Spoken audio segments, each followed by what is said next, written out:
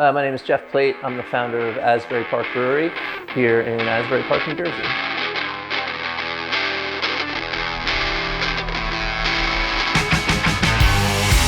The first beer that I really wanted to nail down, a sessionable light beer, is the blonde lager with really wide appeal. If you're not into craft beers or heavy IPAs, but you're a visitor to Asbury Park and you want to try something local, you'll try it. It won't really scare you away. It's something somewhat familiar. The first recipe that I think I locked down where I was like, wow, I would enter this into a competition, was our roasted stout.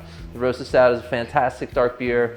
It's not for everyone. It's not a year-round beer. People generally don't drink it on the beach in the summer, but that was a recipe that was the first time it resonated, where I was like, okay, so not only do I think I have a pretty good idea for a brewery, I think I've got some pretty good beers too. So the Lane's lager is a Vienna-style lager, which means we use more roasted malt in it, so it's a little bit darker in color than the blonde. Lane's lager is a little more amber in color. We want to do something that's a good concert beer. So we don't want to do a double IPA that's 10% and have everybody getting drunk at concerts. So essentially you want something that is a lower ABV that people can drink several of and have a good time at a show. We already had the blonde lager in our portfolio, so we weren't really looking to do a light, straw colored lager, and Vienna lager just made the most sense to us. So fermentation will take anywhere from 2 to 8 weeks. 2 weeks for an ale.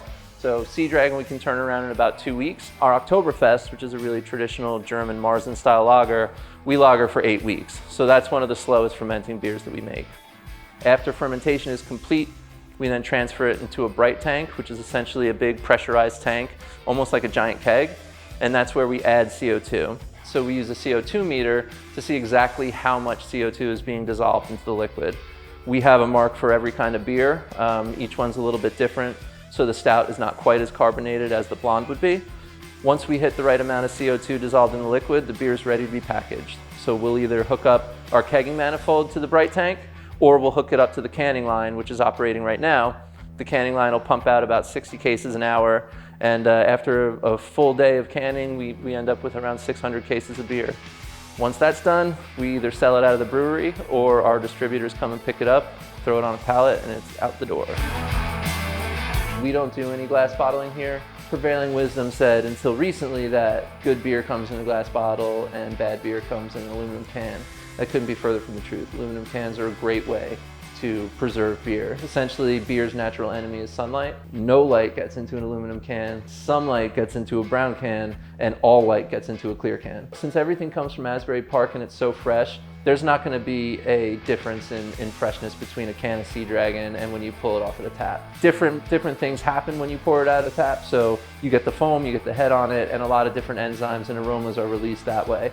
But it's not going to be discernible difference if you open a can and pour it into a glass and drink it like that either. Again, if larger producers, their cans might sit on a shelf for 6-7 months, that's never going to happen with Asbury Park Brewery. We honestly, we're just trying to keep it on the shelf as it is right now because it's selling so fast.